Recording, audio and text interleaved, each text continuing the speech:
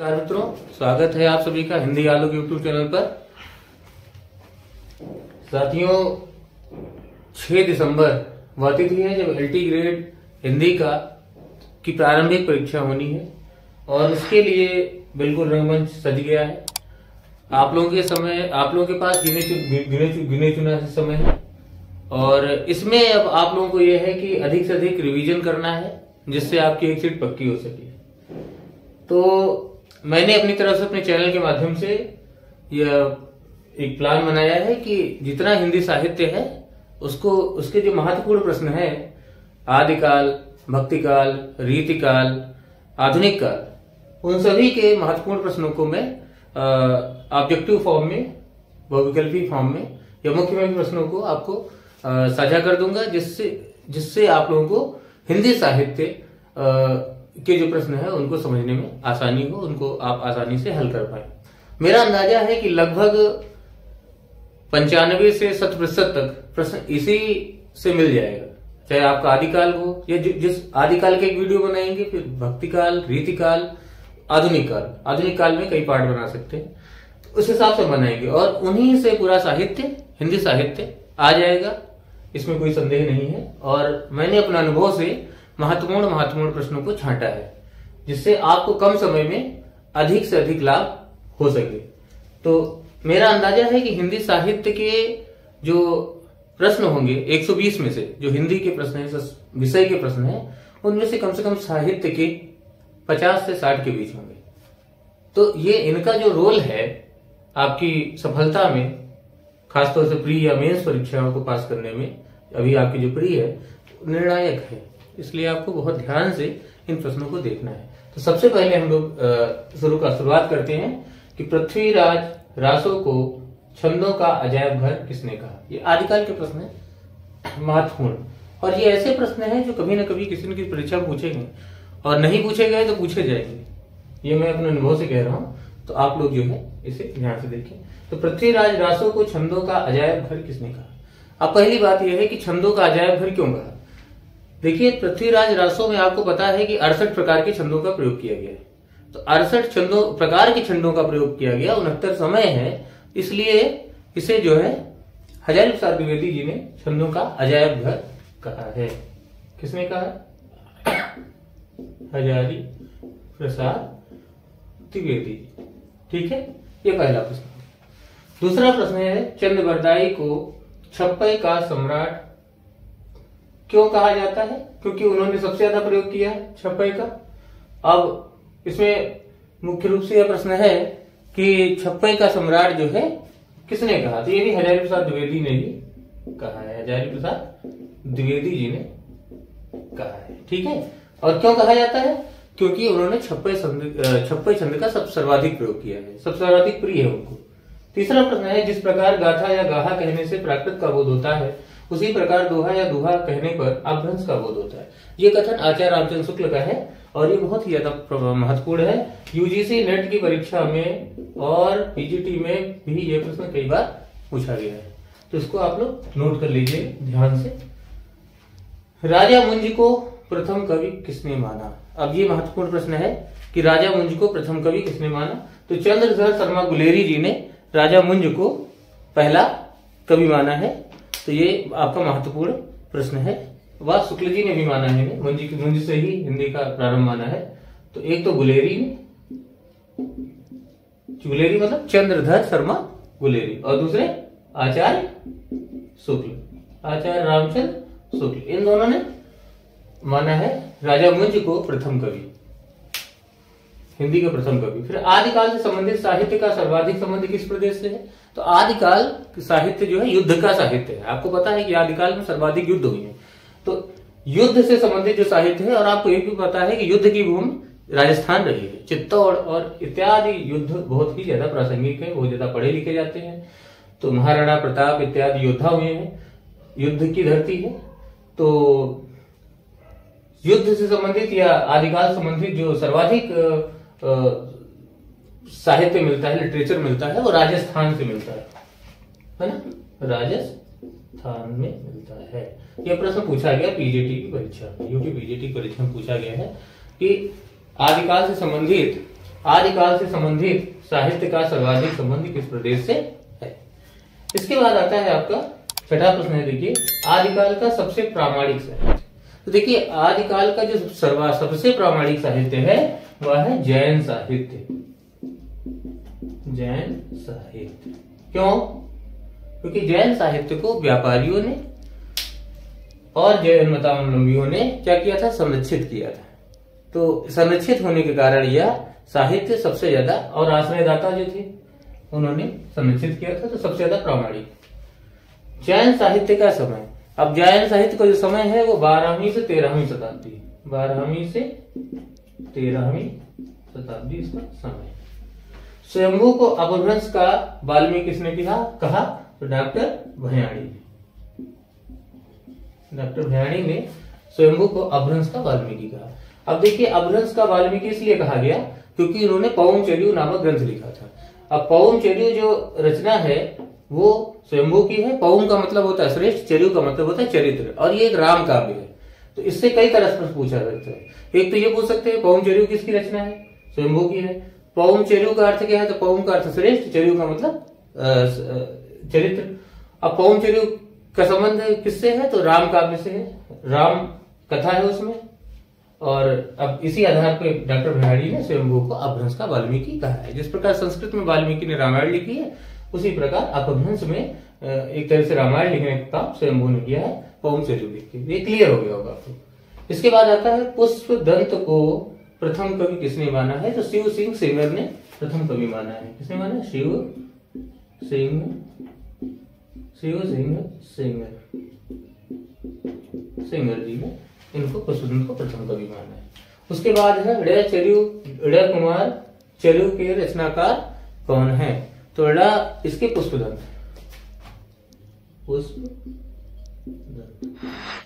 अब ये 10 प्रश्न आपको बहुत ही महत्वपूर्ण है। आप चाहें तो इसका स्क्रीनशॉट ले लीजिए, देख लीजिए। इसके बाद हम लोग आगे बढ़ते 11वें प्रश्न पर। इसका आप स्क्रीनशॉट ले लीजिए, देख लीजिए, बहुत ही महत्वपूर्ण है। ऊपर से हम हटा रहे हैं।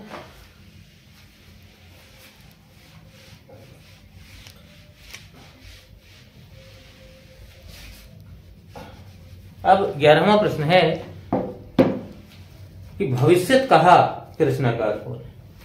11वां प्रश्न है भविष्यत कहा। भविष्यत कहा कह सकते हो, भविष्यत कथा कह सकते हो। इसके रचनाकार कौन है? तो भविष्यत कहा के रचनाकार, भविष्यत कथा के रचनाकार हैं धनपाल। ये बहुत इंपॉर्टेंट, कई बार प्रश्न पूछा गया, इंपॉर्टेंट, मोस्ट इंपॉर्टेंट। और इसमें वणिक पुत्र की व्यथा है। वणिक पुत्र है, वणिक मतलब बनिया, एक बनिया का पुत्र है, उसकी व्यथा है, उसकी पीड़ा का, मार्मिक पीड़ा का वर्णन किया गया है। 12वां प्रश्न है आपका आज का कि श्रावकाचार, द्रव्य स्वभाव प्रकाश और लवनय चक्र, ये रचना किसकी है? तो श्रावकाचार,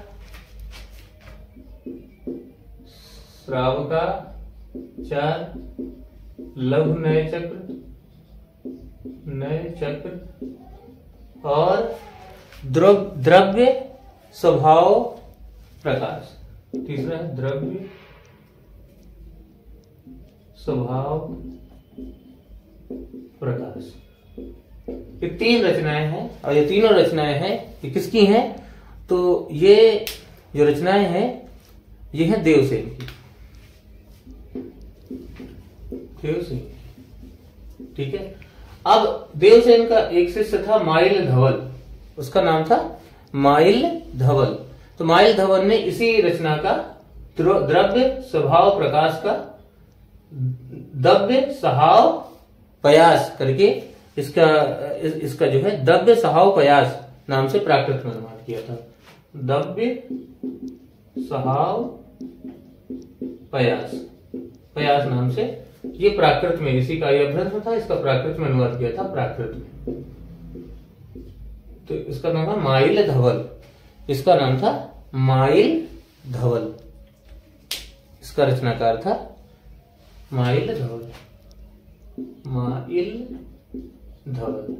और ये कौन था मेलधवल? ये देवसेन का शिष्य था। मतलब रचना से एक ही है। द्रव्य स्वभाव प्रकाश जो है वो देवसेन की है, और द्रव्य स्वभाव प्रयास ये प्राकृत में अनुवाद है, और ये अनुवाद किया था माइलधवल ने। तो ये दोनों में थोड़ा अंतर है, इसको समझ लीजिएगा। उसके बाद है ये 13वां हो गया। फिर 14वां प्रश्न है कि भारतेश्वर बाहुबली रास किसकी रचना है? तो ये बहुत ही महत्वपूर्ण प्रश्न है। भारतेश्वर बाहुबली रास 14वां, ये 13वां हो गया। 14वां भारतेश्वर बाहुबली रास ये किसकी रचना है?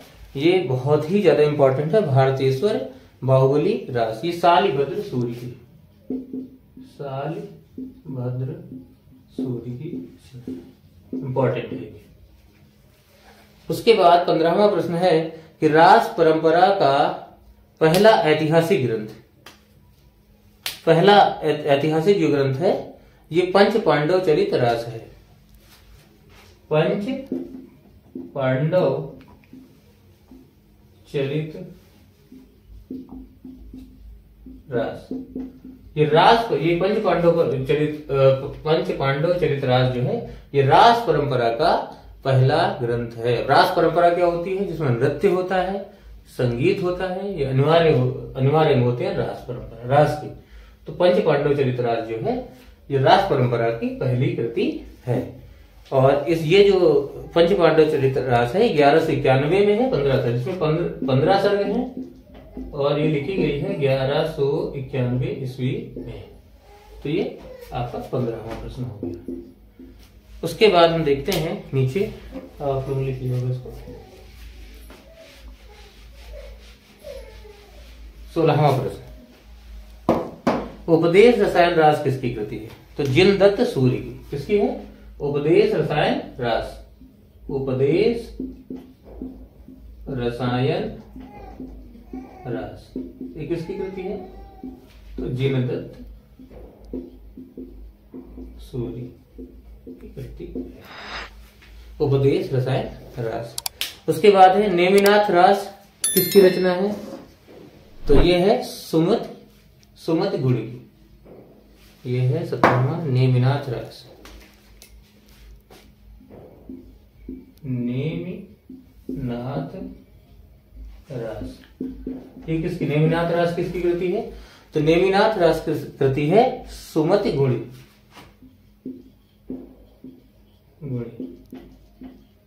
सुमति गुड़ी की यह रचना है।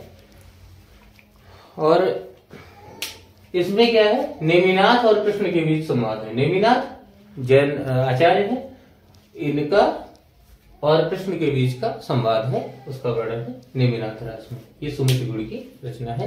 ये 17वां प्रश्न हो गया। इसके बाद है रेवंत गिरि रास। ये किसकी रचना है? तो विजय सेन सूरि की। 18वां है रेवंत गिरि रास। ये किसकी रचना है? तो रेवंत गिरि रास जो है ये विजय सेन सूरि की रचना है।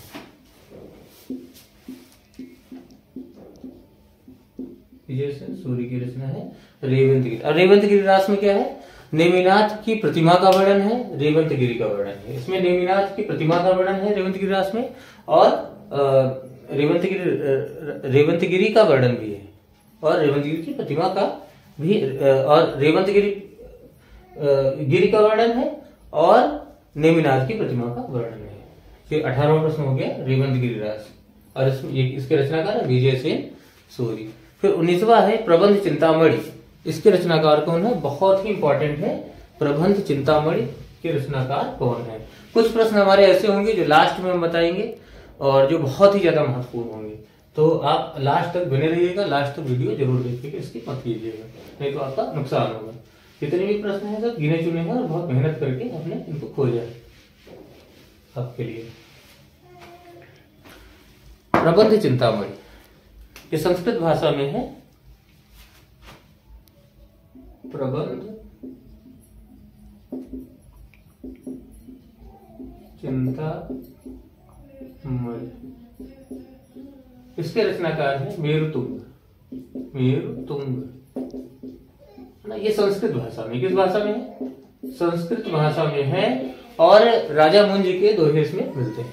अब इसको याद करने के लिए हमने ट्रिक बनाई थी, मेरे प्रबंध की चिंता करो, तो उससे याद हो जाता है। देखो, प्रबंध से प्रबंध चिंतामणि, मेरे से मेरुतुंग, तो मेरुतुंग है इसके रचनाकार प्रबंध चिंतामणि के, संस्कृत भाषा में है और मुंज कवि के दोहे मिलते हैं इसमें। उसके बाद है कच्छुलिरास, 20वां है कच्छुलिरास। प्रज्ञा तिलक, इसके रचना कौन है? रचनाकार प्रज्ञा तिलक। कच्छुलिरास के बाद योगसार, परमात्म प्रकाश, किसका देखो, योगसार पर परमात्म प्रकाश, जो इंदु है इसके रचनाकार, योगसार और परमात्म प्रकाश, ये बहुत ही महत्वपूर्ण रचनाएं हैं। उसके बाद संदेश रासक, किसकी रचना है?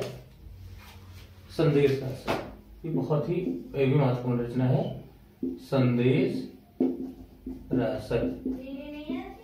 ये अब्दुल रहमान की रचना है, अब्दुल रहमान की रचना, एक मुसलमान कवि है अब्दुल रहमान, इनकी रचना है संदेश रासक। इसके बारे में क्या है कि 12वीं सदी की रचना है अब्दुल रहमान की, और हजारी प्रसाद द्विवेदी के अनुसार ये पहले कवि। अब्दुल रहमान को हजारी बाबा ने,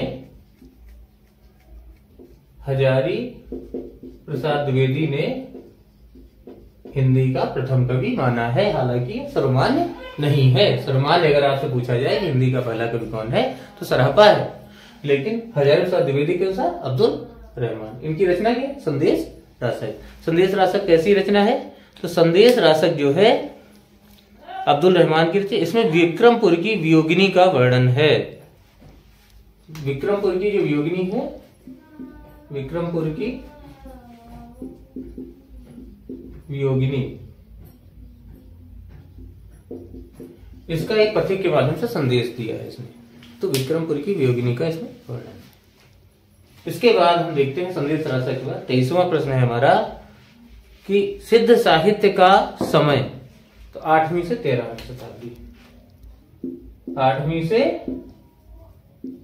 से 13वीं शताब्दी, ये समय है सिद्धों का, सिद्धों का समय है ये। तो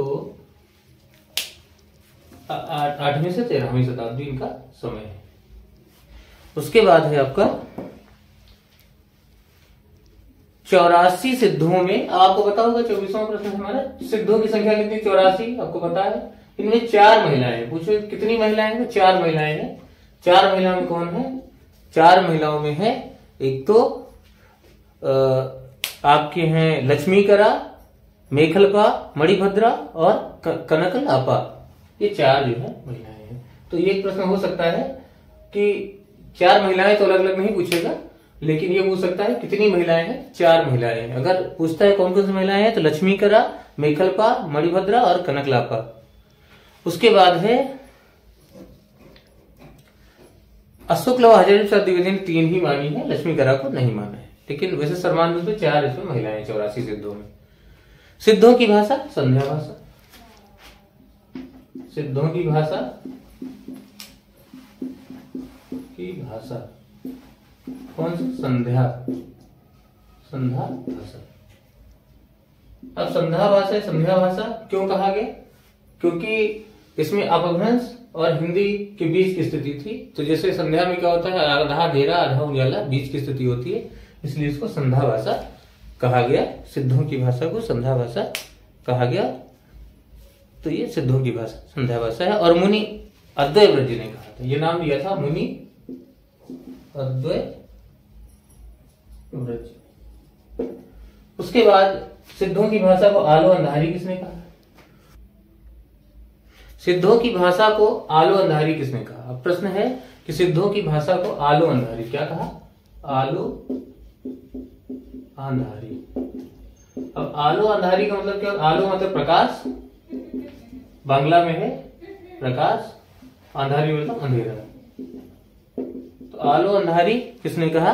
तो आलो अंधारी कहा था सिद्धों की भाषा को हरप्रसाद शास्त्री, हरप्रसाद शास्त्री, है ना। तो ये हो गया आपका, ये हो गया आपका 26वां प्रश्न। 27वां है कि बौद्ध गान और दोहा के रचनाकार कौन है? तो हरप्रसाद शास्त्री हैं। ये भी बहुत ही सरल प्रश्न है, बौद्ध गान और दोहा। 27वां प्रश्न। 28वां प्रश्न है कि शासन की स्वेच्छाचारिता, पराजय व पतन से त्रस्त जनता के लिए इनकी वाणियों ने संजीवनी बूटी का काम किया। ये हजारी प्रसाद द्विवेदी का कथन है सिद्धों के लिए। ठीक है, शासन की स्वेच्छाचारिता व पतन से त्रस्त जनता के लिए इनकी वाणियों ने संजीवनी बूटी का कार्य किया। तो ये हजारी प्रसाद द्विवेदी ने कहा था सिद्धों के लिए, सिद्धों के महत्व को बताने के लिए। 29वां प्रश्न है दोहा कोश के रचनाकार, तो सराहपा है। तो ये सराहपा राहुल संकृत्यायन के अनुसार व नगेंद्र के अनुसार पहले कवि, तो सराहपा वैसे भी सामान्यतः जो है हिंदी के पहले कवि माने जाते हैं। दोहा कोश के रचनाकार। फिर चर्यापद, चर्यापद किसकी रचना है? तो सबरपा की है। चर्यापद, चर्यापद ये सबरपा की रचना, सबरपा की रचना है। 106 पदों की मुक्तक रचना है। इसमें कितने पद हैं? तो 106 पद है अगर आपसे पूछा जाए। का तरुवर पंचबिडाल, ये किसकी रचना है? का तरुवर पंचबिडाल, मतलब काया रूपी जो तरुवर है, वृक्ष है, उसमें 5 बेकार शाखाएं हैं, काम क्रोध लोभ इत्यादि, ये इसका मतलब है। तो ये किसका कथन, किसकी पंक्ति है? तो लुइपा की है। और लुइपा के गुरु का नाम है सबरपा, लुइपा, और इनके जो गुरु हैं ये सबरपा है।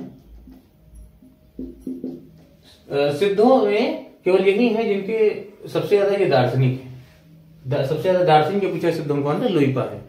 उसके बाद प्रश्न आता है कि अक्षर द्विकोपदेश के रचनाकार कौन है? तो डोम्बिपा है। कौन सा प्रश्न है? अक्षर द्विकोपदेश कौन है? डोम्बिपा।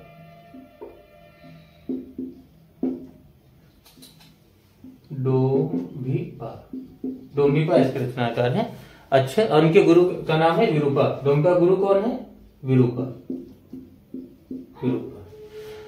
उसके बाद है जिमी लोड़ बिलज्जई पाणी में तिमि धरणी लई चित्त, ये कढ़ापा की पंक्ति है कि इंपॉर्टेंट है कि जिमी लोड़ बिलज्जई पाणी में तिमि धरणी लई चित्त, जैसे लोड़ माने नमक पानी में मिल जाता है, उसी प्रकार अपनी पत्नी में मन लगाओ। ये कढ़ापा की पंक्तियां हैं और कढ़ापा के गुरु का नाम है जालंधरपा। उसके बाद है 34वां प्रश्न है कि आगम वे पुराण ही पाड़ी माह वहंती पक्क शरीफल अली जिमी बारही बारही भ्रमंती। अब ये कढ़ापा की पंक्तियां हैं। इसका मतलब है कि जैसे पक्का कोई नारियल का फल है तो भौरा बाहर ही बाहर घूमता रहता है, अंदर नहीं जा पाता, उसी प्रकार पंडित लोग वेद पुराण को मत्ते रहते हैं लेकिन उसके भाव को समझ नहीं पाते। तो ये कढ़ापा की इंपॉर्टेंट पंक्ति है कि आगम वेद पुराणे महा पाड़ी मां वहंती पक्क शरीफल अली जिमी बाहरमी भ्रमंती, बाहरी भ्रमंती। उसके बाद है नाथ साहित्य का क्षेत्र। तो आपको पता है सिद्ध साहित्य पूर्वी भारत में थे, तो नाथ साहित्य का जो है उत्तर पश्चिमी भारत में था। उसके बाद नाथ पंथ के प्रवर्तक तो सर्वमान रूप से गोरखनाथ है।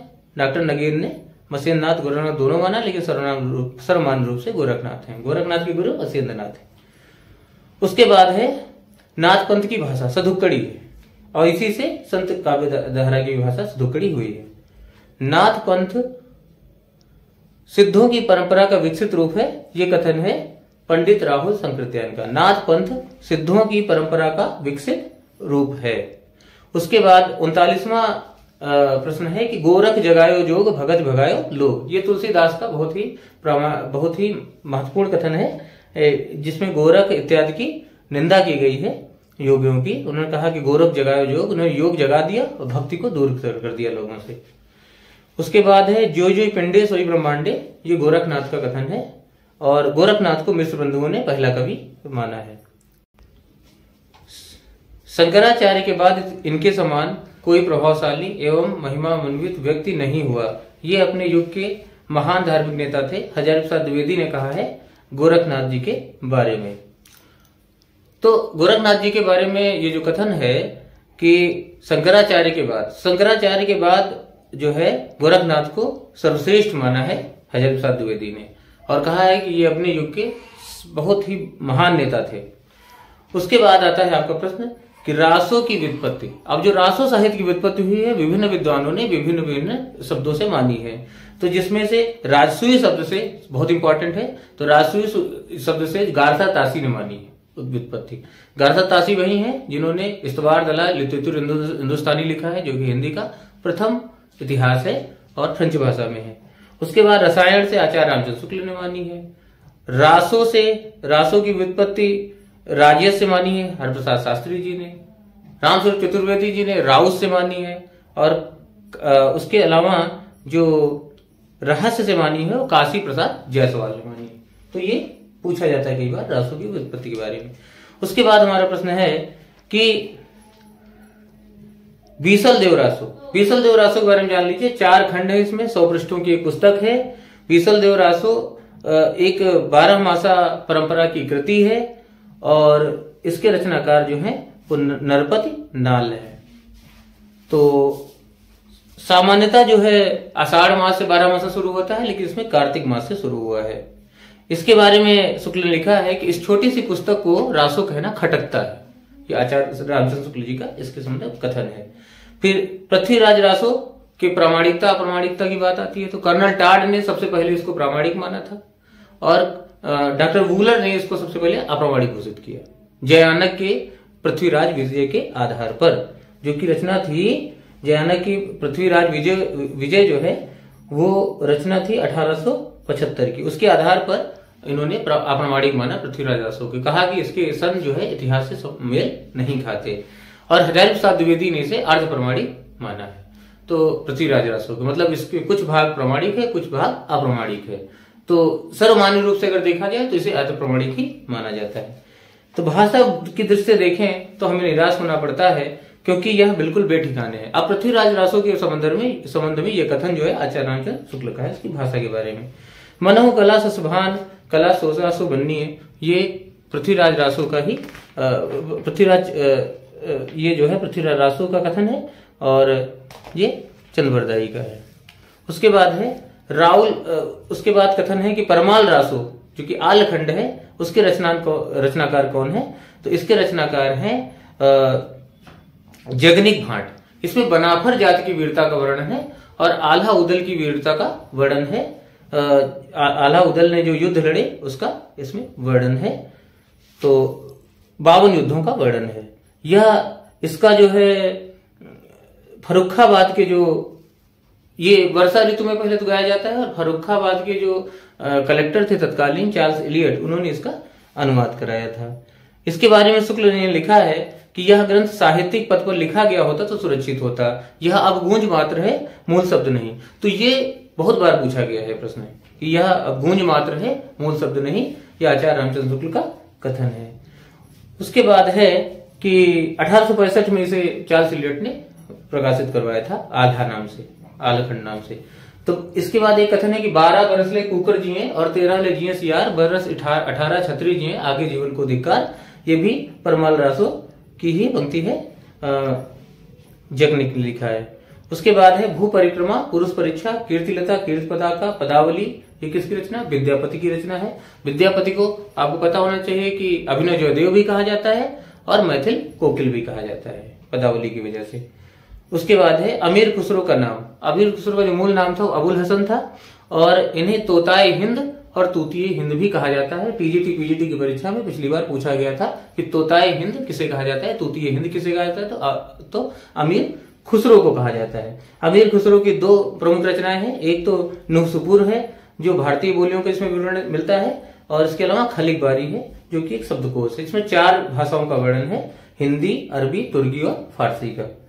उसके बाद है एक कथन है महत्वपूर्ण कि कड़ाहपा में पांडित्य व कवित्व बेजोड़ है। तो ये कथन है राहुल संकृत्यायन जी का। कड़ाहपा के बारे में टिप्पणी की है राहुल संकृत्यायन जी ने कि कड़ाहपा में कवित्व और पांडित्य बेजोड़ है।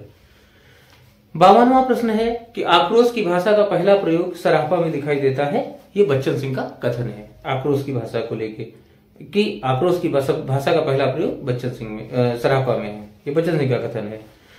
और इसके बाद है वर्ण रत्नाकर, किसकी रचना है? तो ज्योतिरेश्वर ठाकुर की रचना है और ये मैथिली गद्य की प्राचीनतम रचना है, शब्दकोश है। उसके बाद है आपका 54वां प्रश्न कि राउल वेल किसकी रचना है? तो राउल वेल के बारे में आप देंगे, राउल वेल। ये राउल वेल एक तो शिलांकित है, शिलांकित समझते हैं? शिलांकित का मतलब होता है कि एक पहाड़ी पर लिखी हुई मिली है इसकी पांडुलिपि।